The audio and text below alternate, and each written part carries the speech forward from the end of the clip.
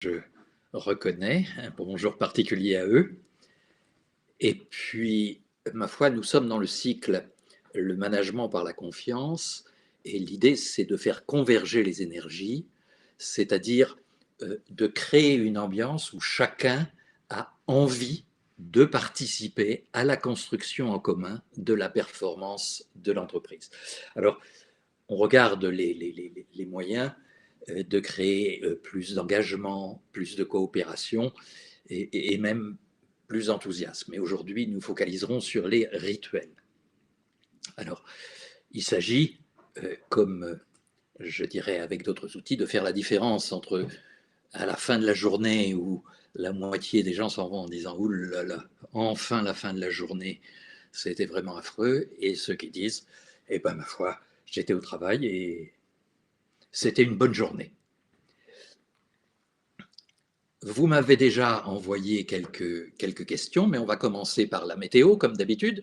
Êtes-vous dans une météo plutôt 1, ciel gris et pluie, ou plutôt 5, grand soleil? Et répondez-moi sur le chat avec donc votre évaluation de votre météo interne. Alors vos questions, c'est bien sûr comment booster l'équipe, comment renforcer mon management, adopter des bonnes pratiques, et les rituels sont une des bonnes pratiques qui contribuent effectivement au succès, aider mes adjoints à être pleinement managers, et puis aussi pratiquer le télémanagement, ce qui sera détaillé la prochaine fois, puisque début mars, le 8 mars, nous aurons une conférence sur quels sont les enjeux, les opportunités, les difficultés du télémanagement. Alors, il y a le télétravail, mais il y a aussi le télémanagement. Et puis, j'ai trouvé très sympa que quelques-uns d'entre vous aient avoué que leur première difficulté, c'était eux-mêmes. Comment me mettre complètement dans ma position de manager? Ben, nous allons essayer de faire un petit pas dans notre façon de réinventer le management au XXIe siècle.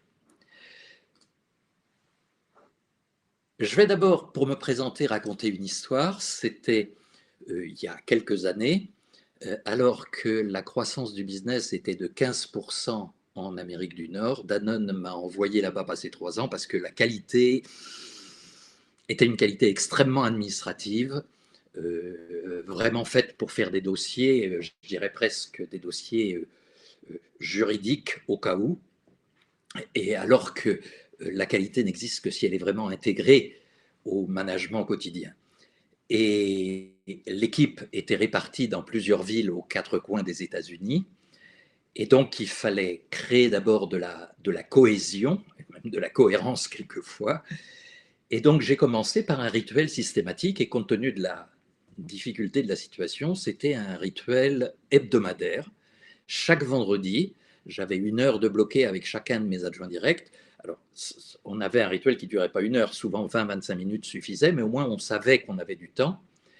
Et ça a permis de créer un lien d'abord entre moi et eux, et ensuite, dans ces réunions, quand il y avait une difficulté, bah c'était oh, faudrait que tu travailles avec un tel, je prévenais les deux, et donc en créant comme ça, peu à peu, de la coopération. Mais d'abord, avant qu'il y ait de la coopération au sein de l'équipe, il doit y avoir de la coopération entre le manager et ses équipiers.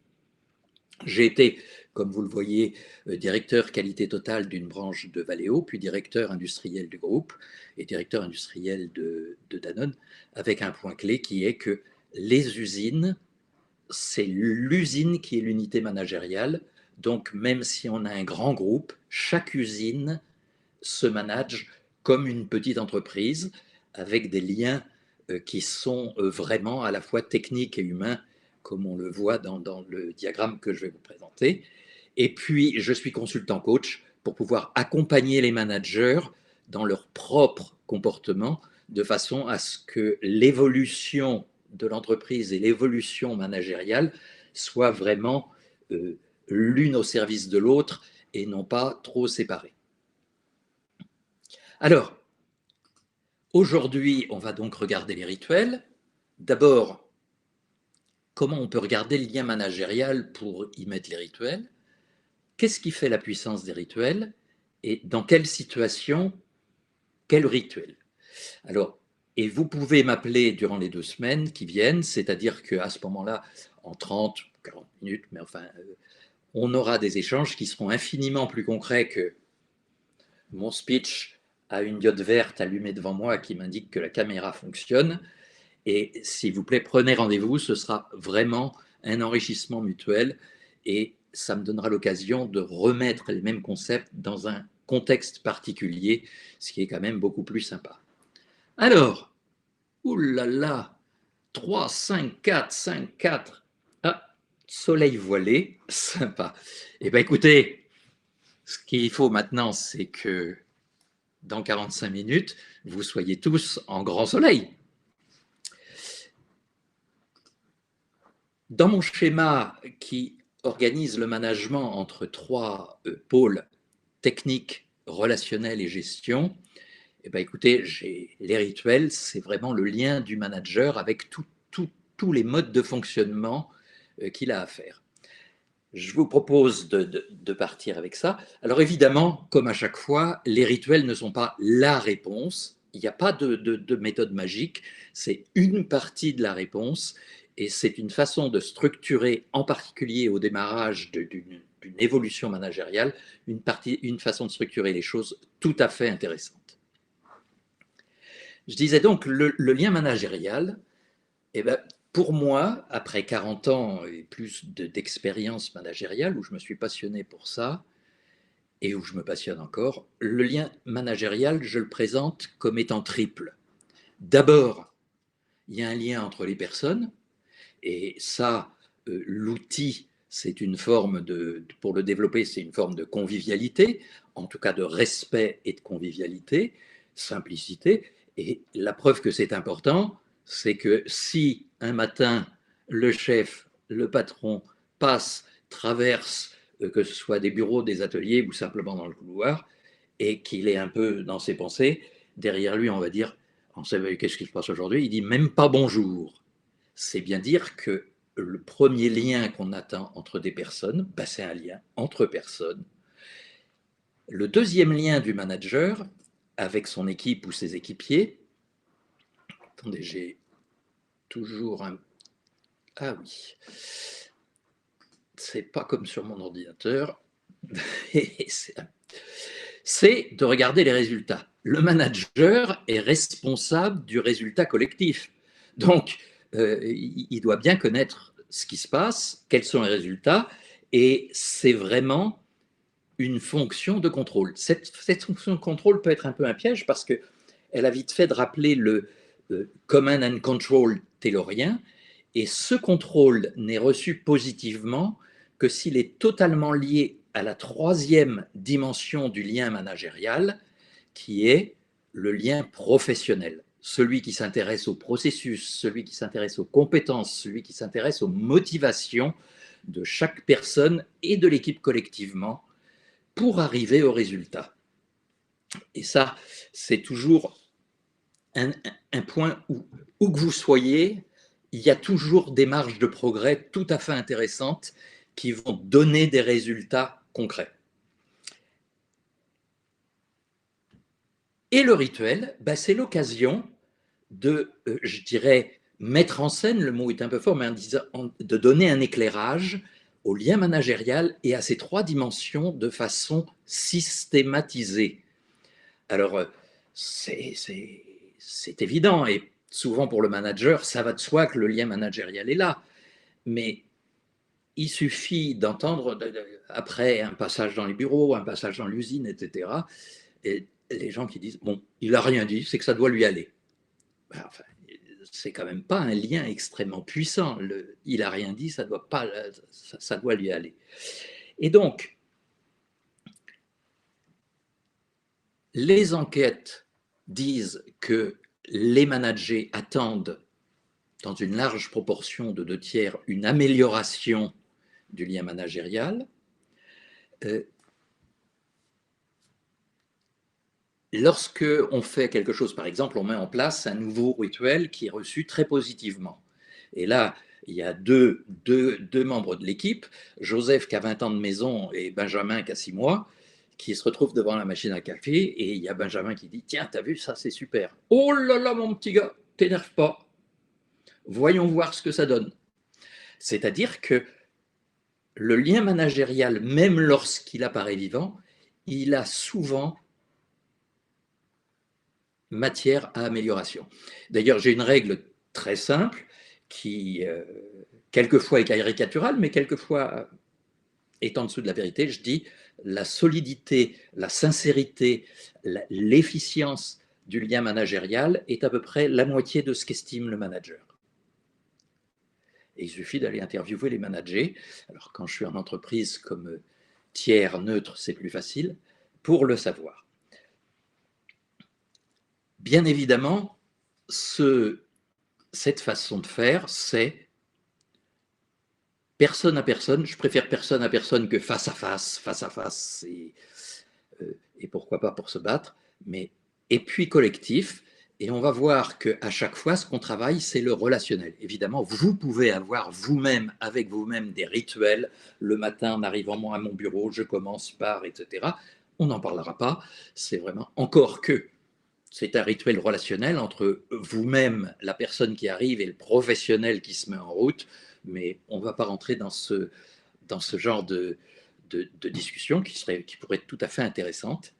Et puis, ça fournit une structure systématique, et donc chacun sait qu'on aura l'occasion d'en parler quand on a une idée qui vient. Et par contre, ce qui va être important, c'est de voir que le contenu, dans un cadre donné, doit s'adapter à la situation exacte de l'environnement, des personnes, de la relation aussi, parce qu'il y a des choses qu'on peut dire, des choses qu'on ne peut pas encore dire. Il faut que la relation se construise. Et je vais vous donner un exemple, c'est qu'en fait, la plupart d'entre vous, vous avez déjà des rituels. Avant d'inventer de nouveaux rituels ou d'envisager de nouveaux rituels, déjà, mettez un rituel positif dans le rituel existant. Par exemple, une entreprise qui est une grosse usine, et le patron me dit, mais on a mis en œuvre toutes les méthodes du Lean, non, non, non. On discute, on parle d'amélioration, je lui dis, vous avez un système vous avez un suivi systématique des améliorations, etc. Il dit, oui, mais ça ne marche pas très bien, etc. Alors, ils avaient une réunion de coordination le vendredi, je dis, est-ce qu'à la réunion de coordination du vendredi, vous examinez et vous évaluez, vous travaillez sur ces propositions ou ces améliorations? Ah, il me dit non, on n'en parle pas. Ben, je lui dis, ben, alors, comment voulez-vous que les gens pensent que c'est intéressant pour vous? Le rituel est une façon de mettre en lumière. Et dans une autre entreprise, où je vais même vous montrer une image,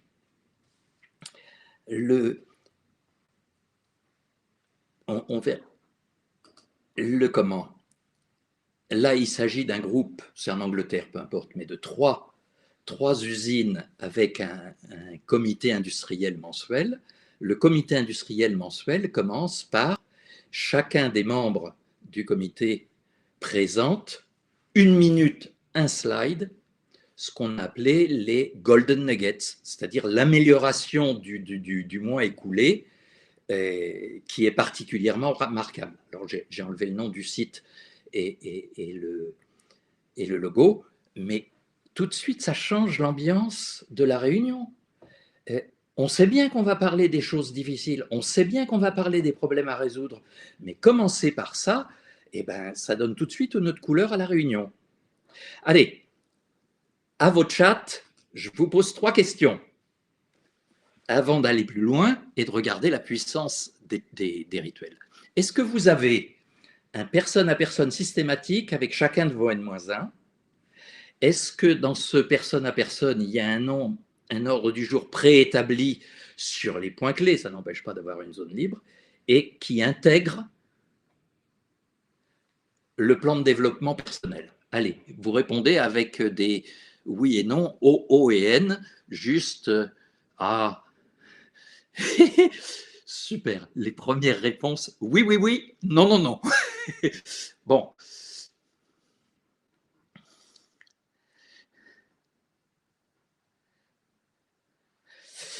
bon, bon, on ne va pas faire de statistiques précises. Il y a quand même deux ou trois oui, oui, oui, mais sinon, il y a un, deux ou trois non. Souvent, c'est oui, non, non. C'est ce qui est le plus fréquent. Alors, c'est tout. C'est regardons ça et comment en faire un outil simple de management des personnes et d'engagement parce qu'elles se sentent partie prenante. Alors, je commence la puissance des rituels par une jolie citation. Les hommes savent depuis la nuit des temps qu'il faut des rituels et un long apprentissage pour qu'enfin la parole émerge du tumulte, ou que le sens commun naisse des préoccupations individuelles. Et ce qui est important, c'est l'apprentissage, c'est-à-dire le rituel donne l'occasion d'apprendre à travailler ensemble. Ce n'est pas le rituel qui fait qu'on travaille ensemble, c'est l'occasion de. Et c'est toujours le management qui fait. Alors, j'ai listé un certain nombre de points qui structurent la puissance des rituels. Il y en a sur lesquels on va pouvoir passer vite, parce que systématise, bon ben oui, ça on l'a vu. Ça donne l'occasion de donner vie aux trois dimensions du lien managérial de façon solide, ça on l'a vu. Et puis il y a un point sur lequel je vais insister, c'est quelque chose qu'on oublie très souvent dans le management quotidien parce qu'on s'occupe des actions, il y a ça, bon ben hop, on est en réaction, il y a ça qu'il faut faire, comment ça avance, etc. Mais c'est inscrire l'activité de chacun et de l'ensemble de l'équipe dans le temps, c'est-à-dire avec ce qui a déjà été fait, et on ne part pas de rien, et on a dû faire deux, trois choses, et puis en sachant aussi se projeter, c'est-à-dire l'action dont on parle, les actions très concrètes dont on parle dans le rituel, s'inscrivent dans une grande évolution et donnent un sens à l'ambition qui sinon est quelquefois un petit peu théorique. Et c'est alors effectivement, le fait de bien connaître les choses, d'échanger, permet souvent de prévenir, et quelquefois, malheureusement, il faut les régler, les conflits. Et puis, c'est ce que j'appelle libère et guide les énergies, puisque c'est dans ces moments-là qu'on définit clairement les espaces de liberté qui vont permettre à chacun de prendre des initiatives un peu plus larges et un peu plus larges, mais convergentes vers une ambition commune. Et puis, point extrêmement important, c'est l'occasion pour le manager de vraiment consolider, former, réfléchir à son sens, son style de management personnel. Et chacun d'entre nous a un style différent, avec des points forts, avec quelquefois des points un peu à corriger, mais ça permet de donner une couleur particulière au style de chaque manager. Alors, bien sûr, tout ça n'est pas magique, c'est-à-dire qu'il faut s'en occuper, mais les sociologues disent que l'examen des rituels permet de comprendre les lignes de force d'une société. Moi, j'inverse le truc et je dis créer des rituels construit une dynamique sociale et culturelle, c'est-à-dire construit vraiment la culture d'entreprise telle qu'elle est dans cette équipe, etc. Et pour chaque personne de l'équipe, l'objectif, c'est comprendre c'est quoi mon utilité, ma contribution, en quoi j'appartiens à une communauté, tout ce qui donne du sens au travail quotidien. Et j'ajoute que avoir une ambition, c'est important, mais pouvoir connecter l'ambition aux activités quotidiennes, au réel quotidien, c'est vraiment ce qui lui donne toute sa force. Alors, regardons quelques rituels. Ce n'est pas une liste, parce qu'il n'y a pas besoin de liste, mais par contre, chacun, et si vous avez des questions, c'est intéressant parce que chacune pose 20 000 questions, et c'est vraiment la façon dont on le prend en compte, on le réinvente dans son contexte qui donne sa puissance. Alors, démarrons. Je donne des éclairages en disant la personne, le professionnel, le résultat. Je coupe en tranches juste après vous avoir dit que chaque rituel, c'est les trois. Oui, bien sûr, mais là, je donne un éclairage un peu plus focalisé. Alors, d'abord, la personne, c'est comme le bonjour du matin, c'est la première chose. On peut aussi l'enrichir par des réunions spécifiques, ce que j'appelle, enfin, c'est un ami qui appelle ça comme ça, les réunions mammifères, c'est-à-dire un dîner en commun après un résultat ou pour fêter quelque chose. Il y en a des dizaines. Quand j'étais chez Danone, on avait dans notre équipe une, une jeune femme qui était vraiment très pointue sur les pâtisseries, etc. Et c'était très important pour elle qu'on fasse la galette des rois avec la meilleure frangipane de Paris. Bon, eh ben, c'est une opportunité. C'est pas simplement quand on a réussi le budget. C'est une opportunité de créer de la solidarité humaine qui n'est pas encore professionnelle, donc qui peut être limitée. De même que les gens aiment bien se retrouver à la machine à café. C'est une façon de faire partie d'une collectivité. Mais par contre, c'est quand même vachement mieux quand il y a un côté professionnel avec. J'ai cité l'exemple des managements des fautes sans dévalorisation, parce que quelqu'un a fait une faute, une erreur, etc. La réaction immédiate, c'est quand même un petit coup de stress du manager. Hein, quel connard qui nous a fait ça? Alors que non, c'est l'action, si on veut profiter de chaque occasion pour faire progresser l'équipe, l'action est, entre guillemets, condamnable, mais la personne reste une personne membre de l'équipe. Alors, pour les professionnels, évidemment, puisque c'est le lien le plus, la dimension la plus importante, j'ai séparé ça en personne à personne et collectif.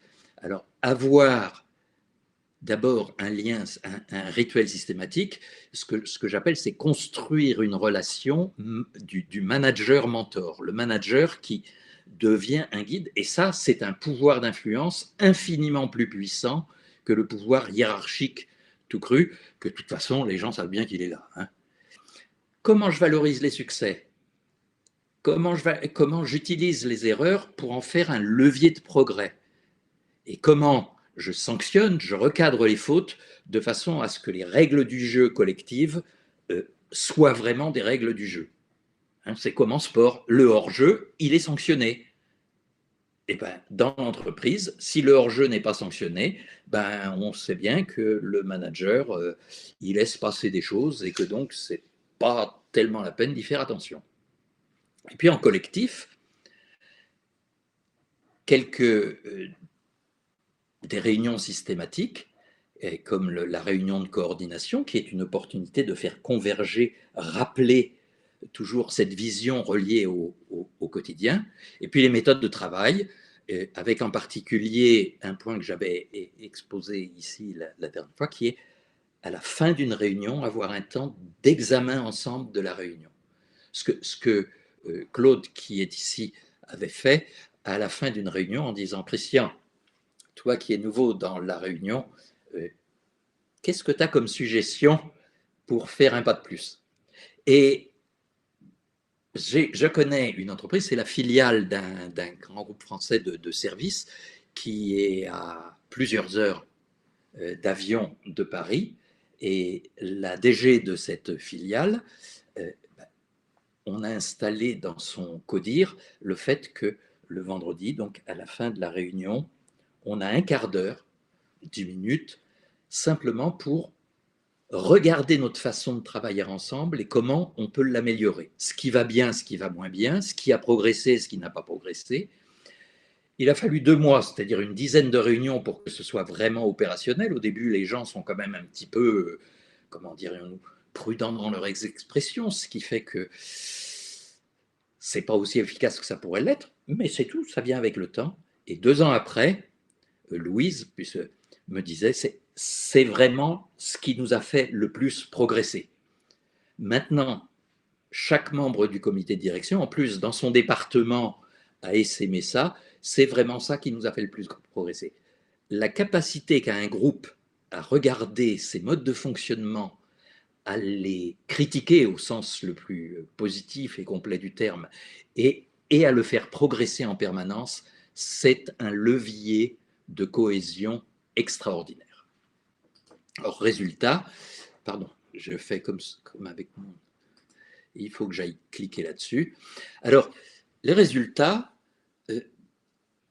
ça peut être un rituel, c'est l'analyse en commun. Je connais un directeur d'usine qui disait, alors évidemment, il y a la partie forme pour faire un petit peu sympa, il disait, mon métier, c'est un jour par mois, on analyse complètement les résultats du mois écoulé, on décide en détail des actions du mois à venir, avec un dîner sympa, et le reste du mois, mon boulot, c'est simplement de les aider à réaliser.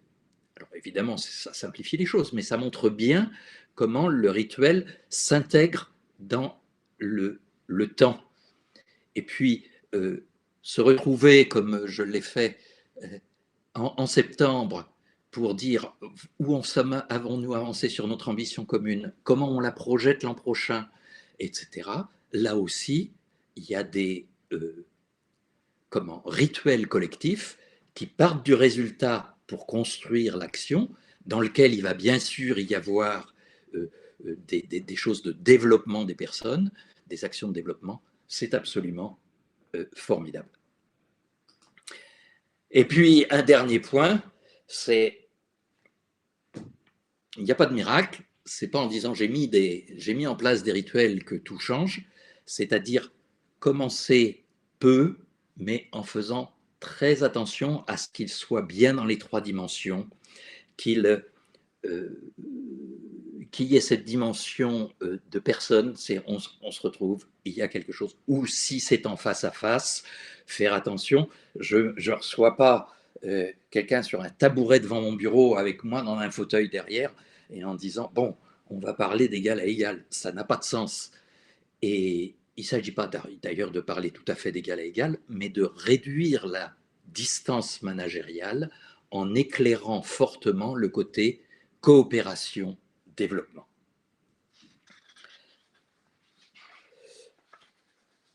Oui, je disais l'organisation de l'espace, où ça a lieu, le ton qu'on a pour dire là il y a un problème, ou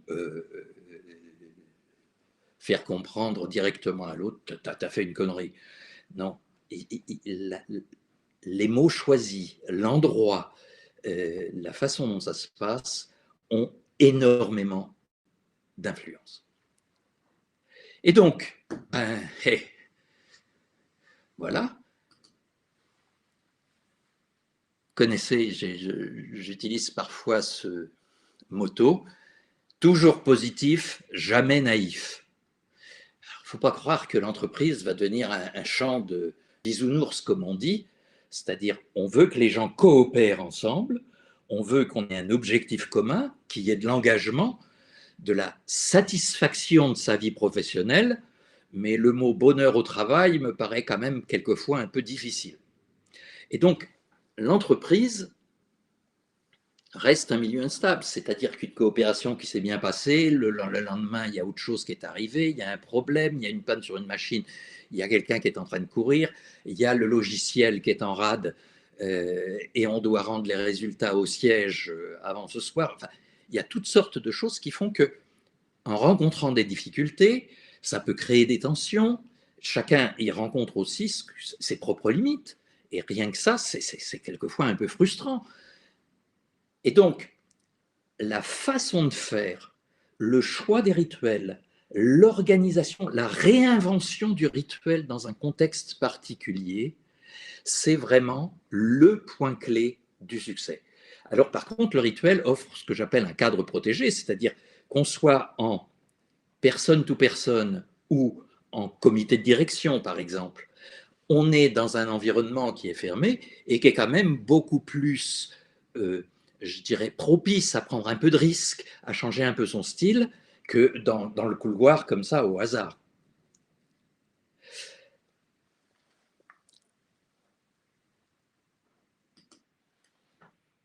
Et ben voilà, hein, je vous avais dit une demi-heure et on tient à peu près. C'est construire l'engagement des personnes, c'est toujours l'objectif, faire que les énergies soient libérées et convergentes. Alors, dans ce cycle, j'ai remis tous les points du cycle en dessous. Le mois dernier, on avait parlé de donner du sens au travail. Aujourd'hui, on a abordé les rituels et à partir de quelques éclairages, on peut aller plus loin. Et encore une fois, si on en parle lors d'un appel, ce sera beaucoup plus focalisé et concret. Dans un mois, le 8 d'ailleurs, puisque c'est commode entre février et mars, on regardera le management connecté, c'est-à-dire tout ce qui est du domaine du télémanagement et pas seulement du télétravail, avec des défis, avec des opportunités aussi et des solutions concrètes. Et puis, à raison d'une par mois, les autres conférences suivront. Et donc, management connecté, le point, c'est que l'ensemble des liens dont on a parlé, eh ben, ils deviennent plus ou moins pointillés. Eh ben, écoutez, je vous suggère de nous rejoindre et on en parlera. Alors, encore une fois, prenez rendez-vous, c'est là-haut, hein, vous voyez là, prendre rendez-vous, cliquez ici, n'hésitez pas, c'est un plaisir de chaque côté et un enrichissement de chaque côté à partir de situations concrètes qui, comme je vous l'ai dit, c'est quand même plus vivant que cette magnifique dot verte qui me dit que la caméra est en route. Et bien, ce que je vous propose, c'est de me poser quelques questions.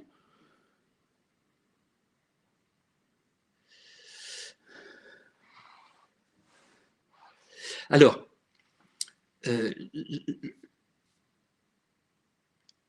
quelle différence faites-vous entre un rythme managérial et une habitude managériale? La seule différence, c'est que l'habitude, c'est un réflexe et que le rythme, je réfléchis à comment il se passe et je le construis. Et par contre, avec le temps, le rythme peut devenir une habitude. Mais c'est aussi un risque. C'est-à-dire que j'ai vu quelquefois des rites qui auraient pu être tout à fait, qui sont un cadre parfait pour développer le lien managérial et qui deviennent une sorte de ce que j'appellerais une habitude administrative un peu plate, voire ennuyeuse. Hein. J'ai vu le comité de coordination où le patron, c'est finalement un tour de table, chacun dit 5 mots en disant il y a ça, il y a ça, il y a ça, etc. On n'a rien construit ensemble, on n'a pas profité de ce rassemblement de compétences pour en faire une éruption d'idées et de progrès. On a juste eu un reporting. Finalement, à la fin de la réunion, chacun se dit on aurait chacun envoyé un mail, c'était la même chose.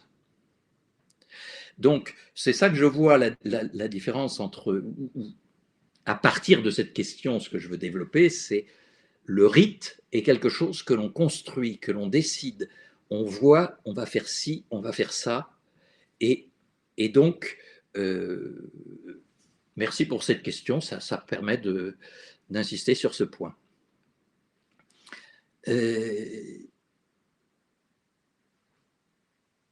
Et faute et erreur, ça c'est une vieille... Alors moi j'ai une définition extrêmement simple, j'ai pas dit facile, entre la faute et l'erreur, et qui dit tout simplement il n'y a faute que s'il y a transgression d'une règle commune, énoncée, comprise. Hein, c'est très basique, mais ça permet. Alors vous allez me dire, mais les erreurs, si un type fait des erreurs et recommence des erreurs, est-ce que ça devient une faute? Non, ça devient une erreur répétitive. Il y a un problème de compétence, il y a un problème de définition. Et il y a des fois, quand quelqu'un n'a pas la compétence et qu'on n'a pas d'accueil possible pour la compétence qu'il a et celle qu'il n'a pas, ça signifie qu'on va devoir se séparer. Mais par contre, il ne faut pas confondre erreur et faute. Faute, c'est transgression de la loi. C'est le hors-jeu. Par contre, j'ai fait quelque chose qui n'est pas très utile, où je me suis trompé. Qu'est-ce qu'il faut commencer par se poser de questions? Qui est-ce qui lui a donné cette mission? Est-ce qu'il était outillé en termes de compétences et de matériel éventuellement pour, etc. Il faut réfléchir. Ça ne veut pas dire qu'on dit ah bah c'est une erreur, tout va bien. Non. Qu'est-ce que je fais? Comment je peux utiliser cette erreur pour relancer la machine? C'est-à-dire soit en donnant des compétences qui manquaient et en faisant ce qu'il faut pour repartir, donc en reconfiant une autre mission semblable, mais dans des conditions où on va pouvoir que ça marche, et en faisant à ce moment-là un pilotage bride courte, hein, un pilotage serré, un peu comme je disais quand j'ai pris l'Amérique du Nord, d'avoir une réunion hebdomadaire avec chaque directeur. Bon, dans cette réunion, il y avait la partie résultat sur ce qui est fait, et ensuite la partie développement personnel. Au bout d'un peu plus d'un an, j'avais l'impression que ça allait beaucoup mieux, et j'ai demandé aux gens en disant, bah, écoutez, peut-être on peut passer d'une réunion hebdomadaire à une réunion mensuelle. Et tous ont répondu, non, non, non, ça nous va très bien.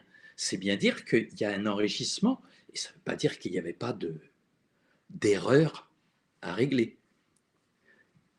L'usure des rites. Ah, oui, c'est ce que je dis. Un rite peut continuer à exister vidé de son sens. Et c'est là qu'il faut faire très attention. Et c'est là que je vais mettre la différence entre une habitude et un rite, au moins dans le domaine du management. Dans d'autres domaines, dans le domaine religieux, je ne vais surtout pas l'aborder. Mais dans le domaine du management, le rite est une opportunité, une coquille, un cadre dans lequel, si je ne me force pas si je ne me force pas, hop, un appel qui tombait mal, et j'ai pourtant mis le téléphone sur silence, si on ne se force pas à renouveler le contenu de façon à continuer à avancer, à regarder ce qui a été progressé, les difficultés, donner des remèdes aux difficultés, ben évidemment, le rite va devenir une coquille vide, comme je vous le disais. Il suffisait de s'envoyer quelques mails.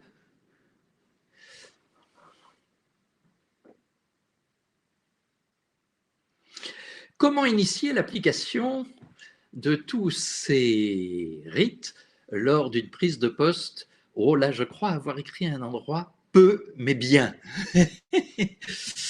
avec une nouvelle entreprise, une nouvelle équipe. Donc d'abord, on peut commencer à modifier un peu les rites existants.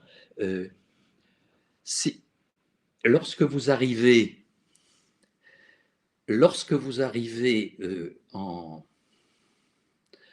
dans un nouveau poste, il y a forcément quelques rituels. Vous regardez, et comment vous pouvez entrer dans ces rituels existants qui sont des coquilles, qui sont des cadres dans lesquels on peut changer. Un point, par exemple, je reprendrai l'exemple de ce groupe en Angleterre, quand on dit la réunion industrielle mensuelle, elle commence par chacun, 1 minute, un slide, golden nugget. Il y a une douzaine de personnes, ça fait 12 minutes, disons un quart d'heure de perdu. Il n'est pas perdu, il est gagné sur l'ambiance que l'on crée. D'ailleurs, quand ça a démarré, dès le premier, le reste de la salle a applaudi en disant ça c'est sympa. Et rien que ça change les choses. Transgression volontaire, non. Transgression de la loi. Je suis désolé, mais le hors-jeu, on ne demande pas au joueur s'il a fait exprès ou pas exprès d'être hors-jeu. T'es hors-jeu.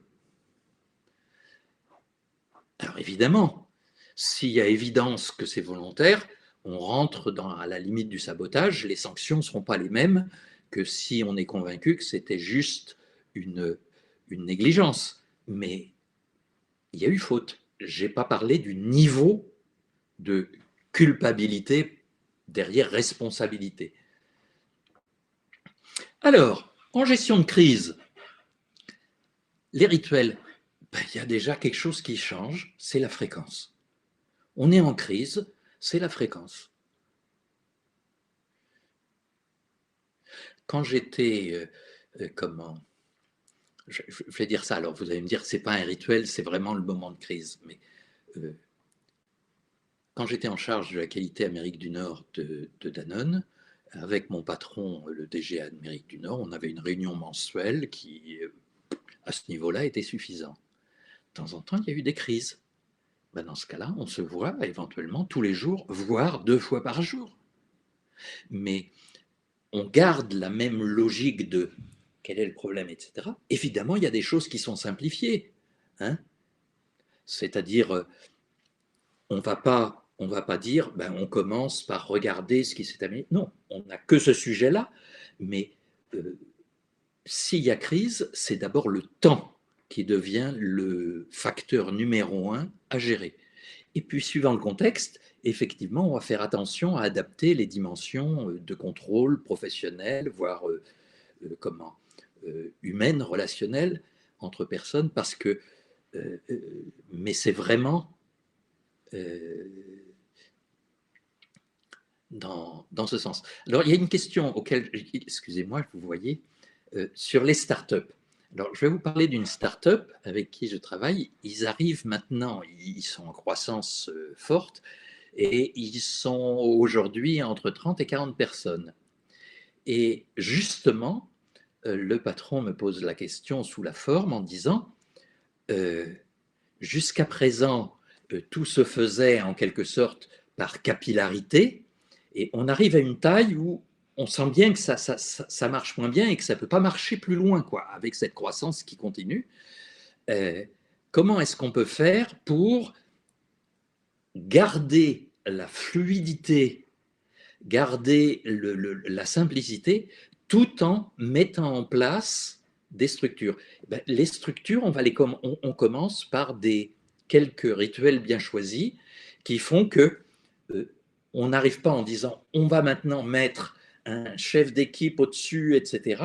Mais on rentre de la structure, mais purement de façon relationnelle, pas de façon administrative.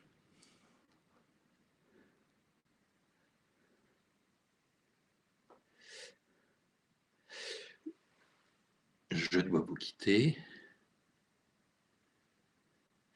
Oui, il y a une remarque de Patrick, une remarque qui dit oui, c'est le rituel n'est pas à sens unique. Effectivement, pour le manager, c'est une opportunité absolument formidable de connaître les aspirations des personnes, euh, le, comment, leur état d'esprit, leurs compétences, là où ils aiment faire des choses, là où ils aiment moins. Et donc, ça permet d'orienter l'évolution de l'équipe en tenant compte à la fois de la collectivité et de chacun d'une façon extraordinaire. Et ça passe par évidemment beaucoup d'écoute. Si je commence un rituel en disant d'abord, non, non, non, d'abord, non, on sait que, par exemple, ça commence avec les événements de la semaine. On ne va pas être très précis, on va dire, bon, les points clés que tu souhaites partager aujourd'hui. Et puis on laisse, et on guide les choses parce qu'on sait où on va, mais on laisse un espace de liberté.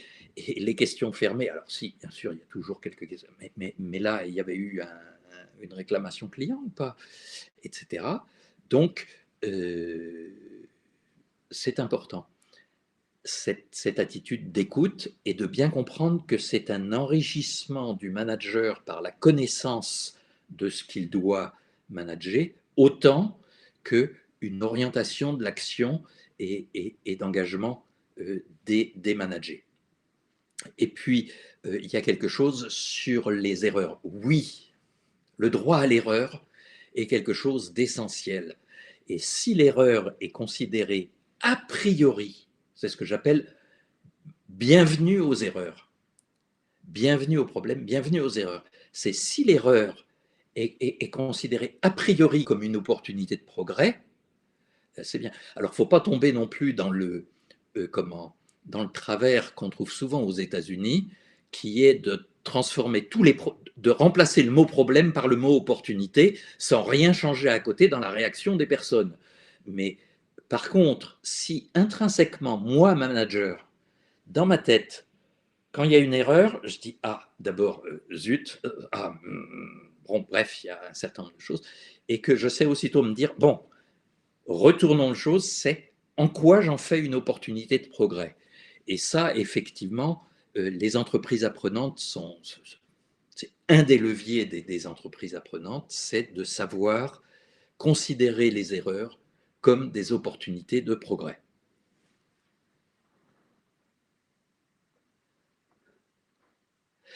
Ah, et puis une dernière question, parce que nous arrivons au terme du temps imparti, mais euh, les rites ne sont-ils pas l'expression de la culture d'entreprise?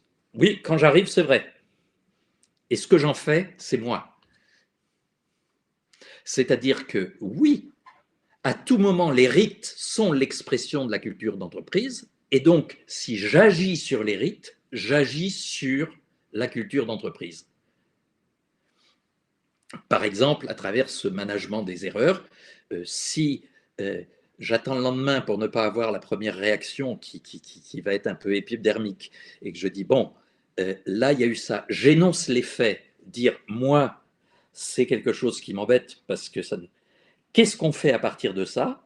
Et qu'on commence par un que proposez-vous pour reprendre l'écoute plutôt que j'ai décidé que tu allais faire ci, ça et ça. Que... Et si, dit, suivant les réactions de l'adjoint, j'en fais vraiment une opportunité de progrès, effectivement, je vais changer la culture d'entreprise. Les rituels sont un endroit magnifique pour engager la transformation de la culture d'entreprise, à condition bien sûr que le comportement du management soit cohérent. Quand on dit, quand on est en lien avec lui, c'est formidable, et dès qu'il est sorti de son bureau, c'est l'enfer. Bon, comprenez bien que ça ne va pas le faire. Un grand merci à tous.